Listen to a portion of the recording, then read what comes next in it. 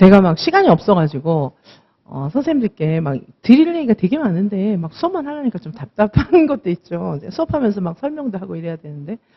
자, 일단 선생님들, 요 강의는 지금 이제 쫙 리뷰를 해드리고 있기 때문에, 요거 지금 읽어드리는 거 2배속으로 땡겨서 들으시면은 4시간도 안 걸릴 거예요. 1회독 하는데. 그래서 한 몇 회독 돌리시고, 그 다음에 이제 요거랑 비슷한 강의가 20점 올리기 프로젝트 있잖아요. 그 반은 제가 20점을 올려줘야 되겠다는 부담감이 너무 많아가지고, 이제 4시간 음원 파일은 물론이고 문제 수가 되게 많아요. 이게 이제 핵심 문제하고 모고 문제하고 해서 그거를 이제 강의를 막 하다가 끝이 안 나가지고 결국 이제 개인 지도 문제는 제가 해설을 못 해주고 자료와 함께 그냥 올렸어요. 그러니까 이제 문제를 풀어도 끝이 안 날 거예요. 그래서 20점 프로젝트 안에는 음원 파일만 들어있는 게 아니고 되게 많은 문제들이 들어있어서 뭔가 요점 정리를 딱 하고 그냥 확 잡고 싶다 이러면 그걸 가지고 음원 파일을 계속 또 들으시면 되니까 그거를 좀 추천을 일단 좀 드리고요. 지금 이제 시험이 임박했으니까 제가 막 말씀을 드리는 거예요. 그리고 서술형 문제 사고형이 내가 왜 해도 자꾸 틀리잖아요. 해도 자꾸 틀리고 내가 맨날 틀리는 거는 솔직히 무슨 말인지 잘 모르겠잖아요. 그러면 어떻게 하시면 되냐면 코어 1 그러니까 수석 암기장 강의 있어요. 그 교재를 이제 그 강의에 보면 그 교재가 있으니까 그 교재에 해당 부분을 읽어보세요. 그게 요점만 정리해 놓으면서 사례까지 예를 들면 뭐 델그란트의 공간 개념이라든가 이런 것들을 공간도 그렇고 이제 여러 가지 선생님들 사회관계 뭐 이런 것들 맨날 헷갈리는 게 수학 중에서 뭐 공간 아니면 뭐 그 사회 뭐 이런 거잖아요. 그거를 집중 읽어보시고 그 다음에 코어 2 어려운 문제의 끝판왕이에요. 그래서 그리고 이제 해설이 막 60페이지, 70페이지씩 되거든요. 그래서 문제를 쫙 해설을 해놨어요. 그래서 이게 진짜 정말 내가 해도 이놈의 UI명 해도 끝이 안 나. 근데 분명 공부했는데 자꾸 틀려. 막 그런 생각이 드시잖아요. 그러면 이제 그게 처방이에요. 어떻게 하시냐 하면은 근데 이제 이 베이스가 좀 있어야 들을 수가 있으니까 베이스가 조금 있는 선생님들께서는 베이스가 없으면 이제 듣는 게 힘이 드는데 뭐 할 수는 있지만 많이 힘이 들 거예요. 그리고 코어 2 문제를 딱 풀어보면 절망감이 확 올 겁니다. 때려칠까? 이런 생각이 들 수도 있어요. 근데 코어 2를 하신 분들 치고 점수가 5점, 10점씩 올라가요. 그러니까 잘하시는 분도 계속 90점 받던 분도 100점 받고 막 이렇게 하고 있어요. 제가 그래서 그걸 보고 말씀을 드리는 거예요. 지금 이제 코어 2 한 지가 오래돼서 벌써 코어 2 개인 지도도 끝난 분들도 계시거든요. 근데 답안지가 완전 틀려지는 거예요. 자, 그리고 제가 요즘에 그 지역별 특별 개인 과외반 때문에 지금 입시가 아니고 우리 이제 임용 데이터 있잖아요. 그런 것도 제가 갖고 있는 개인적인 데이터도 있고 데이터 가지고 통계를 계속 돌리고 맨날 통계 돌리면 이제 통계를 돌리려면 밤을 새야 돼요. 왜냐하면 이게 코딩 작업을 판을 짜야 되거든요. 코딩 판을 짜는데 판을 교육 학원에서 많이 짜주시긴 하는데 제가 또 이제 추가적으로 판을 짤 것들이 있어요. 그래서 이렇게 저렇게 돌려보기 시작하면은 날 새요 그냥 통계 돌리다 보면. 그래갖고 제가 되게 재미있는 발견들을 많이 하고 있는데 왜냐하면 제가 선생님들 지도를 해드리고 조언을 해드려야 되잖아요. 근데 지도 조언에는 통계 작업만 들어가는 건 아니에요. 통계 작업은 이제 기초적인 굉장히 객관적이고 합리적인 백데이터고 거기 더해가지고 저의 이제 전문적인 식견이 들어가야 되는 거, 전문적인 판단력이 있잖아요. 보통 이제 그거를 델파이 기법이라고 해가지고 전문가 판단도 통계 기법이 있어요. 그거 델파이 기법이라고 해요. 그거를. 그래가지고 델파이 기법은 뭐냐 하면은 전문가들의 식견에 도움을 받는 거예요. 그게 이제 델파이인데 통계 기법보다 더 정확한 점도 있어요. 델파이가. 그래가지고 통계는 제가 지금 여러 가지 통계 코릴레이션도 내보고 뭐 여러 가지 해보고 있는데 그 중에 이제 보니까 중다 회귀 분석이 제일 좋은 것 같아요. 회귀 분석은 1차 그냥 단순 회귀 분석은 1차 함수 그래프가 나오는 거예요. 제가 어제도 좀 말씀드려서 유튜브에 지금 올려주셨던데 학원에서 보니까 경쟁률 대비 점수는 1차 회귀 분석 그래프가 나오는 거예요. 그래서 뭐 통계 설명하려면 좀 기니까 y equal ax 플러스 b 이렇게 나오는 거거든요. 그래서 이게 이제 경쟁률하고 점수는 완전 정비례 관계에 있는데 그게 보니까 2022년에 정비례 관계가 제일 정확해요. 딴 해는 2023, 2024년도 정비례 관계인데 이게 45도. 그러니까 요 가로축과 세로축 간의 45도. 이렇게 되면 가장 정비례 관계거든요. 그게 제일 심한 게 보니까 2022년도였더라고요.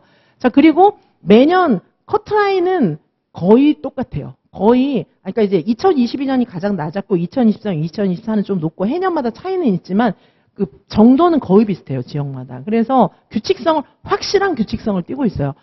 보통 이제 대학 입시 같은 경우에도 규칙성이 있는데, 우리 유아임용도 완전 규칙성이 있는 거예요. 그래서 내 점수 때, 그 다음에 이제 한 가지 예측이 또 뭐가 필요합니까? 또 첫 번째 예측은, 이 임용 결과 형태에 대한 예측. 그게 첫 번째 필요하고, 두 번째는 내 점수에 대한 예측이 필요한 거예요. 내가 점수를 몇 점까지 올릴 수 있을지 알 수 없잖아요. 그래서 그 두 가지 예측을 하고 지원을 하는 게 맞는 건데, 일단 그 지역특별반에서는 제가 그거를 예측을 해드리는 거예요. 예측을 해서, 그래서 지역특별반의 문제는 너무 어렵거나 너무 쉽지 않아요. 어려운 때도 있고 쉬운 때도 있고 최대한 그 출제 포인트에 맞출 거예요. 그래서 선생님들의 점수를 예측해보는 데 굉장히 중요한 관건이 있기 때문에 그걸 예측을 해보고 원서 접수를 하고, 혹시 이제 선생님들께서도 분석을 해서 접수를 하셔야 돼요.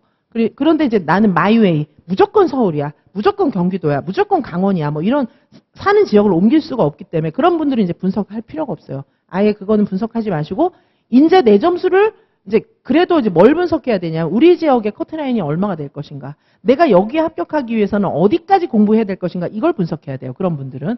자, 그래서 지금 현재 점수를 보고 내가 시험 때까지 올릴 수 있는 점수의 폭이 얼마인가. 100점 맞으면 물론 다 붙어요. 근데 100점을 맞기가 어렵잖아요. 그러니까 최대한 현재 점수에서 내가 올릴 수 있는 점수를 예측해 봐야 되잖아요. 그거를 예측해서 거기에, 물론 100점 맞으면 다 되니까 뭐 다 외우고 다 풀면 되는데, 그게 안 되니까 거기에 올리기 위해서는 어떤 계획을 세워서 어떻게 전략적으로 접근해서 그 점수까지 오를 것인가, 이걸 봐야 되거든요. 그리고 이제 2차가 또 중요하잖아요. 근데 2차는 솔직히 제가 선생님들을 대충 이제 지금 개인지도 하는 분들은 제가 선생님들 유형을 대체로 알아요. 아니면 개인지도를 안 해도 저한테 이제 작년에도 듣거나 뭐 이러셨던 선생님들은 제가 요 선생님은 이런 스타일이야, 제가 알잖아요. 어느 정도 알면 제가 선생님은 뭐 경기도가 맞아요, 안 맞아요, 그런 얘기도 해드릴 수도 있을 것 같은데, 어쨌든 이제 1차에 붙어야 2차를 또 붙는 거니까 일단 1차 합격이 중요한데, 또 제가 선생님들께 조언을 해드릴 때는 2차까지 생각을 해요, 저는. 2차까지 생각을 해서 1차 붙고 2차 떨어지면 그게 뭐예요. 그래서 2차까지 생각을 하고 조언을 대체로 해드리는데, 자, 어쨌든 1차 붙고 나면 이제 또 2차가 남아있는데, 이 2차는 지금 선생님들이 1차만 생각하시는데 2차의 벽이 또 상당히 높거든요. 커트라인으로 붙은 분은 뒤집기 해야 붙고요. 그 다음에 점수가 많이 높은 분도 뒤집기 당해서 떨어지는 경우도 많이 있어요.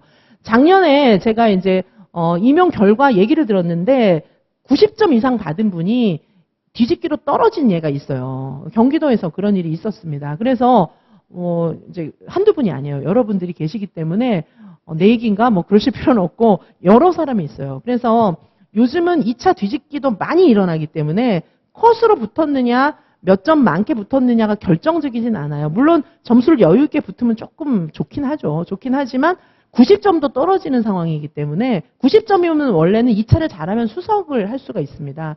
제 수강생 중에 1차 90점 받고 2차 최종으로 수석하신 분들도 많이 계신데, 대체로 90점을 넘으면 수석을 놓을 수가 있어요. 수석 너무 좋은 거 아시죠? 자, 그래서 저는 선생님들께 수석을 추천해드려요. 그래서 수석을 목표로 저는 선생님들하고 공부를 하는데, 수석은 다 알아요. 그 시도에서 누가 수석인지 대체로 압니다. 그래서 수석은 평생 꼬리표가 이렇게 따라다녀요. 저 사람이 그해 수석이래. 이렇게 해가지고 수석하고 난 다음에는 또 저의 AS는 무한 AS이기 때문에 수석 받고 나면 어떻게 해서 선생님들 이왕이면은 원감도 하시고 또 장학사도 하시고 단설 원장도 하면 너무 좋잖아요. 자, 우리의 꽃은 이제 일단 단설 원장이고, 그리고 이제 요새는 국가교육위원회라든지 여러 곳에 이제 같이 겸직하면서 활동을 할 수도 있어요. 그러면 이제 여성 리더이죠. 저는 이제 대학 교수가 되는 것도 전문가지만은 그런 것도 굉장히 중요한 전문가라고 생각을 하기 때문에, 저는 이제 선생님들께 목표로 하는 것이 임용 거의 수석으로 붙어가지고 지역 장학사도 하시고 나중에 원장도 하시고, 원감하고 장학사 했다가 보통 원장 이렇게 많이 하거든요. 그래서 원장은 제일 끝에 해요.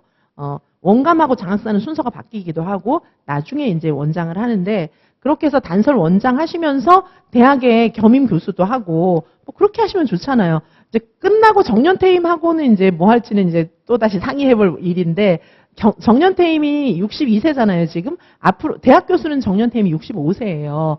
그런데 앞으로 이제 공무원도 65세 법을 추진한다고 하니까 우리 뭐 단설 원장들도 65세 되면은 65세까지는 할 수 있지 않을까 그렇게 내다보고 있는데 자 어쨌든 제 목표는 선생님들이 저와 함께 공부함으로 인해서 반드시 지역 선택에 성공하시고 그래서 제가 지금 통계를 다 돌려보고 있는 거예요. 델파이는 제가 해드립니다. 선생님 그리고 저 또 교수들이 있기 때문에 같이 상의를 할 거니까 통계 분석과 함께 델파이 기법도 같이 적용해서 제가 지역이든지 합격 전략을 추천을 해드릴 거고요. 제가 다 해드릴 거고요. 그리고 이제 1차 합격하고 나면 2차가 또 있잖아요. 2차까지 쭉 같이 제가 전적으로 해드리고 붙고 나면은 이제 또 저랑 붙고 난 선생님들도 저랑 계속 연락하시거든요. 붙고 나면은 우리의 장점은 뭡니까? 계속해서 전문성을 추구하면서 계속해서 그 나이가 들잖아요. 선생님들이 계속 20살, 30살 뭐 이런 게 아니잖아요. 그러니까는 뭐 이미 30살, 40살 된 선생님들도 마찬가지예요. 우리는 이제 전문성이 중요하기 때문에 장학사나 원감들은 나이가 좀 많잖아요. 그래서 나이가 있으신 선생님들은 다이렉트로 가시면 되고 아직 젊으신 선생님들은 계속해서 커리어를 쌓으셔가지고 제가 어떤 커리어를 쌓으면 되는지 알려드릴게요. 커리어를 쌓으셔서 원감, 원장 이렇게 하시면서 또 계속해서 학위도 받으시고 그래서 박사학위도 최종 받으셔야죠. 그래야 진짜 전문가예요. 자 그렇게 해가지고 선생님들의 인생이 그러면 제가 어렸을 때 저는 이제 저희 아버지의 영향을 많이 받았는데 저희 아버지와 저는 이제 굉장히 훌륭한 교수님들, 너무 일인자인 교수님들을 많이 만났어요. 그래서 제가 교수들 중에서도 계량적인 분석을 못하는 사람들이 많은데 저는 온갖 계량 분석을 다 하게 하드 트레이닝 받았어요. 그때는 뭐야 막 이렇게 힘들어 막 이렇게 했는데 맨날 혼나면서 까이면서 그 한국교육과정 평가원 원장한테 제 의견을 피력해서 납득이 돼야 되니까 그분이 통계적으로 제가 이러이러하기 때문에 이런 통계가 내 논문에 들어가는 게 맞습니다. 이렇게 납득을 시켜야 되니까 원장을 납득시켜야 되니까 그럼 그 사람이 가만 듣고 있습니까? 질문을 막 다각도로 하는 거야. 이거 어떻게 됐어? 이거 어떻게 됐어? 이거 돌려갖고 와. 이거 답부해갖고 와. 딴 데이터 넣어봐. 딴 변수 넣어봐. 뭐 얘기하니까 저는 변수 다 조사하러 다녀야 되고 데이터 누가 줍니까? 제가 교육청에 뛰어다니면서 구하는 거예요. 자 그렇게 해가지고 전국 데이터 제가 웬만한 거 다 갖고 있거든요. 그렇게 트레이닝을 받았기 때문에 저는 제가 다 돌릴 수 있어요. 근데 이제 그렇게 고생한 만큼 도움이 되는 건데 제가 보니까 저희 아버지가 저한테 뭐라고 그랬냐 하면 야 너는 그냥 계속해서 평생 네 전문성을 개발해야 돼. 매일 얘기하셨어요. 그래가지고 네가 나이가 많았을 때 너는 누구 엄마 이렇게 불리지 마라. 누구 엄마라고 불리지 말고 누구누구 교수, 누구누구 박사 이렇게 불려야 한다 너는. 그렇게 얘기했는데 저는 그게 너무 싫었어요. 그냥 편하게 살면 되지 왜 저러나 싶었는데 제가 해보니까 아버지 말씀이 맞다는 거를 제가 실감하고 있어요.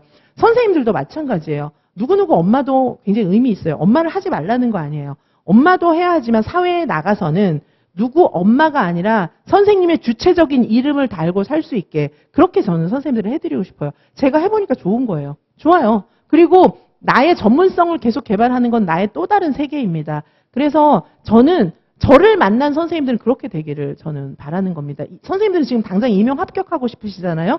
임용을 합격해야 되는 이유는 선생님들의 이름을 가지고 주체적으로 살 수 있는 새로운 삶이 보장되기 때문이에요. 자, 그래서 앞으로 선생님들 그렇게 하실 분들이니까 열심히 공부하시기 바라겠습니다. 제가 그래서 지금 강의도 추천해드리고 막 다급한 거예요. 그리고 보니까 그 코어반, 프로젝트 뭐 반 이런 거 하면서 선생님들이 점수가 팍팍 올라요. 진짜로. 진짜 가시적으로 오르고 제가 코어 2반 문제 만들면서는 지금 진짜 너무 힘들었어요. 교수들하고 회의하면서 문제 지문이 너무 길고 막 선생님들이 진짜 그러더라고요. 이지선 뭐 강사님은 무슨 뭐 쪽집게 도사예요? 막 이러는 게 왜냐하면 내가 모르는 거 어떻게 알았어요? 그것만 딱딱 문제로 이렇게 냈거든요. 그게 진짜 힘들게 만든 거예요. 그래서 선생님들께서 근데 보람이 있더라고요. 제가 그렇게 힘들게 만들었더니 선생님들께서 그걸 푸시고 막 점수가 팍팍 올라가시는 거예요. 자, 그래서 지금 제가 일단 추천을 드리는 것이고 선생님들의 앞길에 그렇게 앞으로 좋은 미래가 있어요. 경험해보지 못한 세계가 기다리고 있기 때문에 꼭 합격하셔야 돼요. 그리고 올해는 또 인원도 늘어나고 앞으로 유아임용이 진짜 좋잖아요. 그냥 미쳐서 하세요. 그럼 붙어요. 작년 합격생들도 지금 점수 꽤 안 나오던 선생님들도 완전히 미쳐가지고 어떻게 미치냐. 나 꼭 붙어야 돼. 그 생각밖에 안 해요. 붙을 수 있을까? 이런 거는 이제 좀 여유가 있는 거고 그런 생각 안 해요. 그냥 나 붙어야 돼. 꼭 붙어야 돼. 할 거야. 이렇게 생각하고 계속 하시는 거예요.